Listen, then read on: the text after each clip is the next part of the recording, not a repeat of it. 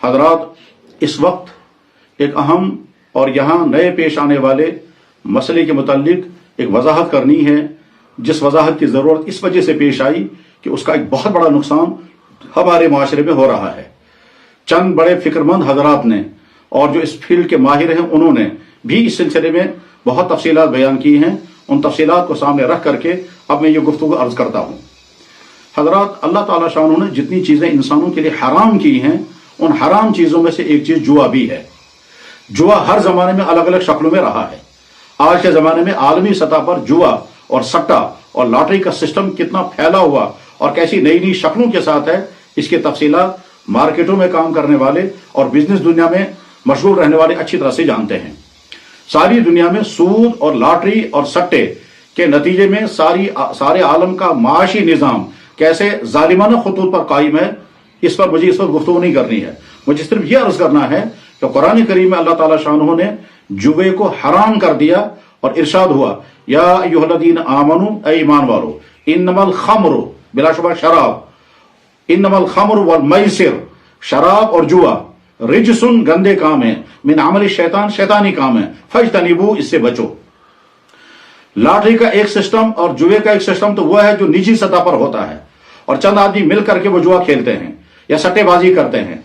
लेकिन एक नई शक्ल जो इस वक्त सामने आई है वो ये कि ड्रीम 11 के नाम पर, MPL के नाम पर, माई 11 सर्कल के नाम पर और इसी तरह से फंटेसी वगैरह के नामों पर तरह तरह के सट्टे के काम इस वक्त चल रहे हैं। हमारे बहुत सारे वो भाई जिनका शौक यह है कि हम रातों रात करोड़पति बन जाएं और लखपति बन जाएं, ये जो दौलत के हुसूल का जुनून है, ये जुनून बेशुमार इंसानों को एक बहुत बड़े नुकसान में मुब्तला कर रहा है।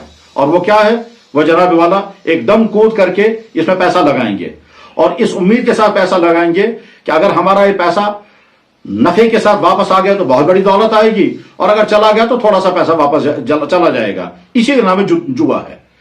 इस जुआबाजी के नतीजे में अवल तो वहां से पैसा मिलना बहुत मुश्किल है। आज तक जुआबाजी के नतीजे में बहुत चंद लोगों को नफा हुआ है। अक्सर जो है वो नुकसान ही नुकसान करते हैं। ताहम अगर वहां से पैसा आ गया, वो पैसा आपके लिए हराम होगा, जिसका आना बहुत मुश्किल है। आप जब रोबोट के साथ गेम खेलेंगे तो आप उसे जीत नहीं सकेंगे। सामने से रोबोट खेलने वाला होता है और यहां से लोग समझते हैं कि मैं क्रिकेट खेल रहा हूं या मैं कोई पैसा कमाने के लिए मैंने कोई रास्ता ऐसा इख्तियार किया है कि चंद दिनों में या हफ्ते में मैं करोड़पति बन जाऊंगा। यहां हमारे खित्ते के लोगों ने आंख बंद करके इसमें छलांगे लगानी शुरू कर दी हैं और लाखों नहीं, करोड़ों नहीं, सैकड़ों करोड़ रुपया इस सिलसिले में बर्बाद हो रहा है और यह पैसा कहीं जा पहुंच रहा है। तमाम हजरात अच्छी तरह से समझें कि यह सारा जहर ही जहर है। अवलन इसके नतीजे में आपके पास कोई पैसा आने वाला नहीं है और अगर वो आएगा तो वो पैसा जो है, अच्छी तरह से समझें, वो जो पैसा आपके पास आया है, आपने एक आध मतलब अगर जीता है, वो ठीक उसी तरह से है जैसे मछली का कांटा होता है। मछेरा कांटा डालता है जमीन पर और उस कांटे के साथ गोश्त का पीस लगा देता है। मछली समझती है गोश्त है मगर वो कांटा होता है। ठीक इसी तरह से आप जब थोड़ा सा जीतेंगे, उसके नतीजे में आप चाहेंगे अब मैंने आज थोड़ा सा जीता, मैं और पैसा लगाऊंगा, आगे और ज्यादा जीतूंगा। वो जो थोड़ा सा जीता आपने, वो दरअसल उसमें मजीद फंसने के लिए आपको जितवाया गया है। उसके बाद जब आप ज्यादा रकम लगाएंगे वो सारी रकम डूब जाएगी। चुनांचे बहुत सारे फिक्रमंद भाइयों ने और इस फील्ड में महारत रखने वाले और मालूमात रखने वाले भाइयों ने बहुत डिटेल के साथ बताया किस तरह से फला आदमी का लाखों रुपए चला गया, किस तरह से फला शख्स का कई करोड़ रुपए उसमें चला गया, किस तरह से औरतों का पैसा इतना चला गया और किस तरह से महीने में और साल में कितनी बड़ी रकमें, कितनी बड़ी दौलतें यहां से निकलकर न जाने कहां कहां पहुंच रही हैं।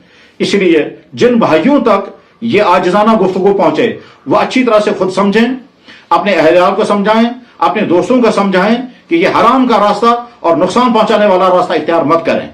वो हमारा भाई जिसके बारे में मुझे बताया गया कि करोड़ों रुपए उसने इसी में बर्बाद कर दिए और अब वो पहले तो वो हवेली में रहने वाला था, इस वक्त वो किराए के मकान में बसने पे मजबूर हो गया क्योंकि इसी मुसीबत में फंस करके उसने सारा पैसा बर्बाद कर दिया। जुए की ये नई शक्लें हैं जिन नई शक्लों में नाम बड़े पुरकशिश होते हैं, आज के टर्मों के मुताबिक होते हैं और जुए का लफ्ज, सट्टे का लफ्ज इसमें नहीं होता है मगर हकीकत में वही होता है। اس لیے اگر اس کے ذریعے سے آپ کے پاس پیسہ آیا تو وہ حرام ہوگا اور وہ نہ جانے کتنی خرابیاں لے کر کے آئے گا، اور اگر پیسہ نہیں آیا اور آپ کا پیسہ چلا گیا تو بہت بڑا نقصان ہو گیا۔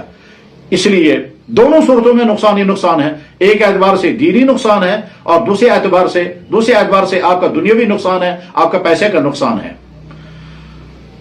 بے شمار لوگ اس نقصان میں مبتلا ہو کر کے خودکشی کرنے کے لیے تیار ہو جاتے ہیں۔ چنانچہ ابھی چند دنوں پہلے مجھے ایک بھائی نے بتایا کہ ہمارے بیٹے نے ایک بہت بڑی رقم اسی میں گنوا دی ہے اور اب وہ رات دن کہتا ہے کہ میں خودکشی کروں گا، اور ہم اب چاہتے ہیں کہ وہ کس طرح سے اب اس کی جان بچ جائے۔ اور بہت سارے لوگ اس میں پیسہ ہارنے کے بعد پھر وہ ڈرگس میں چلے جاتے ہیں اپنے دماغ کو سکون دینے کے لیے۔ غرض یہ کہ اس طرح کے ان تمام فتنوں سے اپنے آپ کو بچائیں۔ یہ جو نئے نئے آتے ہیں ڈریم 11 کے نام سے، MPL کے نام سے، مائی 11 کے نام سے، اور فنٹیسی کے نام سے، اور اس طرح کے دوسرے ناموں سے جو پیسے آپ لگا رہے ہیں، اور آپ سمجھتے ہیں کہ ہم کسی سے گیم کھیل رہے ہیں اور آگے سے وہ روبوٹ ہے۔ اس روبوٹ سے کھیلتے ہوئے آپ کبھی بھی جیت نہیں پائیں گے، وہ تو روبوٹ مشین ہے، اور مشین میں پلاننگ کے ساتھ آپ کا پیسہ خرچنے کا سسٹم بنا ہوا ہے۔ بہرحال مسلمان ہونے کی حیثیت سے بھی اور انسان ہونے کی حیثیت سے بھی آپ کو چاہیے کہ اپنا نقصان نہ کریں۔